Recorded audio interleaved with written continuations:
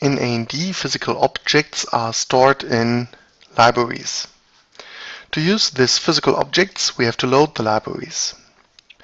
For that, we used the symbol selection, and we have to right-click and edit the list of libraries.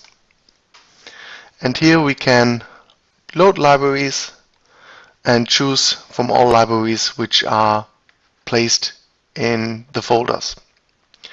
Now we want to load the fiber library, and we can load it here, or we can mark more libraries than only one, and we can directly load 2 libraries. Now we have the libraries in our drawing. Okay, and now we can use the objects